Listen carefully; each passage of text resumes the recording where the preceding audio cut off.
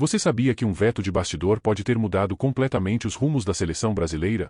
Pois é, Jorge Jesus estava perto de assumir o comando da amarelinha, mas um personagem inesperado entrou em cena e barrou tudo: o pai do Neymar. E isso gerou um verdadeiro terremoto dentro da CBF. O que rolou nessa conversa? Qual foi o peso da influência da família Neymar na decisão? E por que a CBF está agora em rota de colisão com a própria imprensa? Fica comigo até o fim porque essa história tem reviravolta, bastidor pesado e até contradição oficial. Já deixa o like, se inscreve no canal e vamos entender esse rolo todo agora. Durante meses, o nome de Carlo Ancelotti foi tratado como prioridade absoluta dentro da Confederação Brasileira de Futebol. O italiano, multicampeão por onde passou, era visto como o comandante ideal para recolocar a seleção brasileira nos trilhos após anos de frustração. A CBF chegou a avançar em um pré-acordo com o treinador, com cifras milionárias e regalias que poucos técnicos no mundo têm acesso. O pacote oferecido incluía salário de 4 milhões de reais por mês, bônus de 5 milhões de euros em caso de título mundial, jato fretado para viagens pessoais e até a realização de um amistoso entre Brasil e Real Madrid. Era uma proposta irresistível. Mas tinha um problema: o Real Madrid. O clube merengue se recusou a abrir mão de Ancelotti no meio da temporada europeia, mesmo sem renovar oficialmente, manteve o treinador no comando até o fim. Esse impasse esfriou a negociação. Mesmo assim, fontes ligadas à CBF garantem que o sonho Ancelotti ainda está vivo.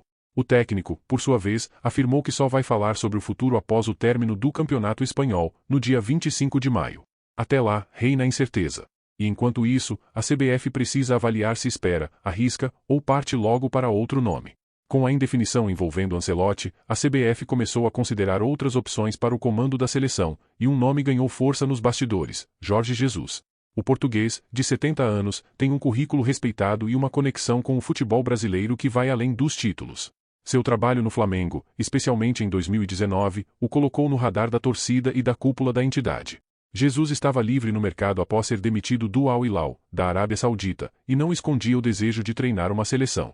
As conversas com a CBF avançaram rapidamente, e havia quem dissesse nos corredores da entidade que ele era o plano B ideal, caso Ancelotti realmente não viesse.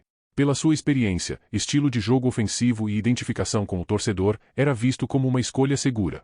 Tudo caminhava para um acerto, mas de repente, o nome de Jorge Jesus simplesmente sumiu das discussões. Fontes próximas à CBF começaram a dizer que ele havia escorregado para o fim da fila. A mudança foi rápida, brusca e sem uma justificativa clara nos bastidores, até que surgiram informações sobre uma interferência direta que teria mudado tudo. O que parecia apenas uma mudança de rumo técnica ganhou um novo tom com a revelação feita pelo jornalista Lauro Jardim, do jornal O Globo. Segundo ele, há cerca de 2 semanas, o pai de Neymar teve uma conversa firme e direta com Edinaldo Rodrigues, presidente da CBF. E o motivo do encontro foi um só: vetar a chegada de Jorge Jesus à seleção brasileira. De acordo com a apuração, Neymar pai não mediu palavras durante a reunião. A conversa teria sido dura, com tom de imposição. O recado foi claro: Jorge Jesus não serviria para comandar a seleção enquanto Neymar estivesse envolvido com o grupo. O presidente da CBF, diante da pressão e do nome forte de Neymar no cenário do futebol nacional, teria acatado a exigência sem titubear. A partir desse momento, o nome de Jorge Jesus, que antes era tratado como uma das principais opções, foi empurrado para o fim da fila. A decisão gerou desconforto interno, mas não chegou a ser oficialmente confirmada, até porque os bastidores da CBF costumam operar longe dos holofotes. Ainda assim, a notícia do veto vazou e causou grande repercussão na imprensa e entre os torcedores. O veto de Neymar pai não surgiu do nada. Ele tem raízes em um relacionamento que azedou rapidamente entre Jorge Jesus e Neymar Júnior, ainda durante a breve passagem de ambos pelo Al Hilal, da Arábia Saudita. O que era para ser uma parceria de alto nível virou motivo de atrito e mal-estar nos bastidores do clube árabe. O estopim da crise foi uma série de declarações públicas de Jorge Jesus sobre a condição física de Neymar. O treinador português afirmou que o craque brasileiro não conseguia acompanhar o ritmo da equipe e que sua recuperação não estava sendo satisfatória.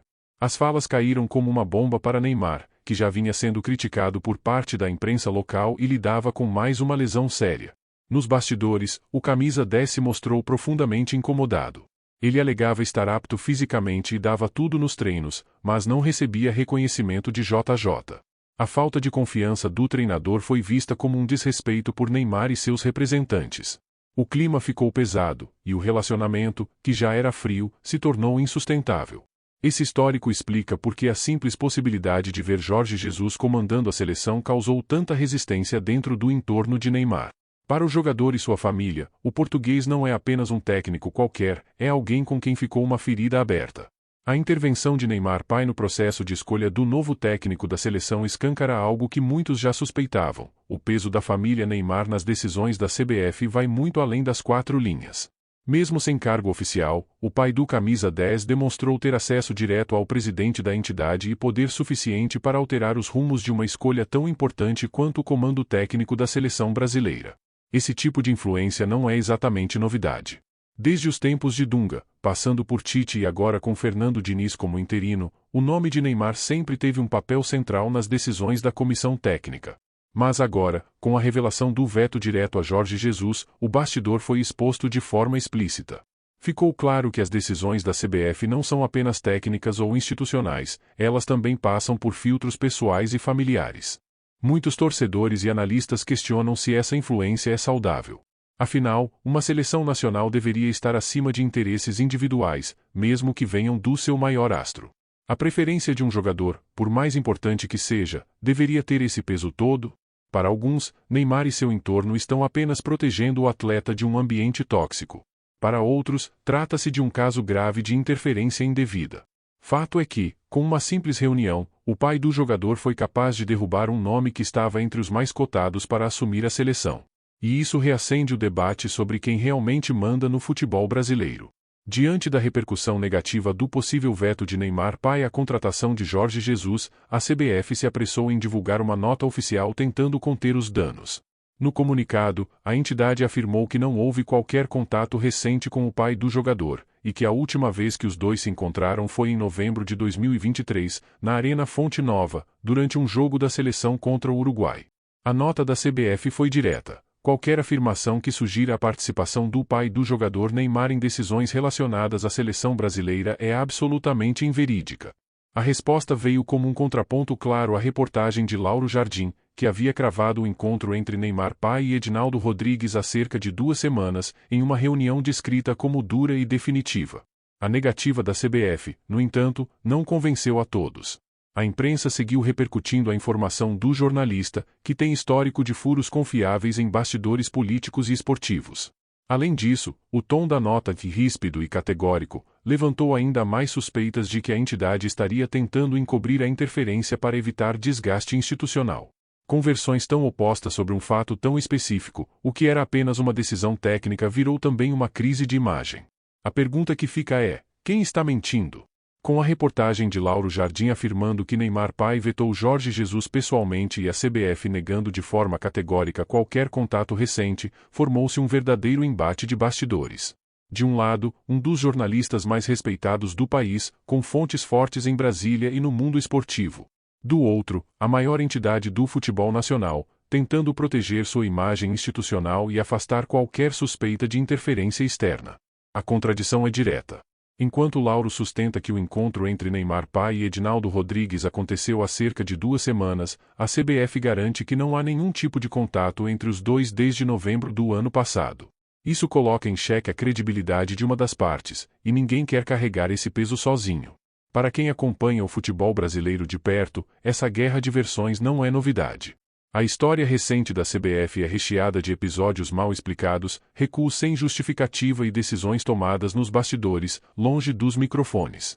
E quando jornalistas com bom trânsito em Brasília e no meio esportivo trazem à tona informações desse tipo, é difícil ignorar completamente. O episódio joga luz sobre um ponto mais profundo: a falta de transparência da CBF em seus processos. Se há algo a esconder, por que negar com tanta veemência? E se a denúncia for falsa, por que não apresentar provas mais concretas? Enquanto isso, a imagem da entidade segue arranhada, e a confiança do torcedor, abalada. Apesar de todo o imbróglio envolvendo Jorge Jesus e da indefinição sobre o futuro técnico da seleção, a CBF segue insistindo em Carlo Ancelotti como seu plano ideal. Mesmo com as negociações esfriadas, a entidade ainda aposta que pode convencer o italiano a assinar com o Brasil, caso ele não renove com o Real Madrid após o fim da temporada europeia. A esperança da CBF está nas promessas feitas no pré-acordo. além do salário altíssimo, de R$ 4 milhões por mês, e bônus generosos por conquistas, a entidade se comprometeu a oferecer um ambiente de trabalho totalmente flexível para o treinador. Ancelotti teria direito a viagens periódicas para a Europa em jatos fretados, além de outros benefícios como amistosos sob medida, inclusive um duelo simbólico entre a seleção e o Real Madrid. Mas o tempo corre contra os planos da CBF. Ancelotti já deixou claro que só vai se pronunciar sobre o futuro no dia 25 de maio, quando acaba o Campeonato Espanhol. Até lá, a entidade brasileira segue no escuro, esperando uma resposta que pode nunca vir. E o risco é claro: ficar sem o plano A e já ter queimado a ponte com o plano B. Enquanto isso, cresce a pressão para que a CBF defina logo o comando técnico, já que o ciclo até a Copa de 2026 será curto e exige planejamento imediato. A insistência em Ancelotti, mesmo diante das incertezas, revela uma aposta alta e perigosa. Com Jorge Jesus praticamente descartado por motivos de bastidor e Carlo Ancelotti ainda envolvido com o Real Madrid, a CBF se vê diante de um cenário preocupante. A seleção brasileira está sem comando efetivo, sem planejamento a longo prazo e com opções cada vez mais escassas no mercado. E é justamente nesse vácuo que um novo nome começa a ganhar força: Abel Ferreira, treinador multicampeão pelo Palmeiras. O português já figura entre os treinadores mais vitoriosos da história recente do futebol brasileiro. Com títulos importantes, como 2 Libertadores, uma Copa do Brasil, 2 brasileiros e paulistas no currículo, Abel tem o respeito de dirigentes, jogadores e da imprensa. Mais do que isso, ele conhece profundamente o futebol brasileiro, o calendário local, os atletas que atuam no país e sabe lidar com a pressão constante da torcida e da mídia. Nos bastidores da CBF, o nome de Abel já circula como uma alternativa real. Ele representa um meio-termo entre o estilo europeu desejado pela entidade e o conhecimento prático do futebol nacional. Seu perfil disciplinador, intenso e estratégico agrada a parte da diretoria e pode ser um trunfo em um momento de tantas incertezas.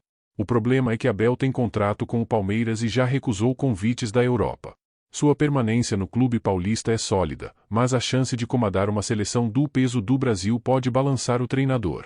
A CBF, por outro lado, precisa agir com agilidade e firmeza se quiser contar com ele antes que outro clube ou federação se antecipe.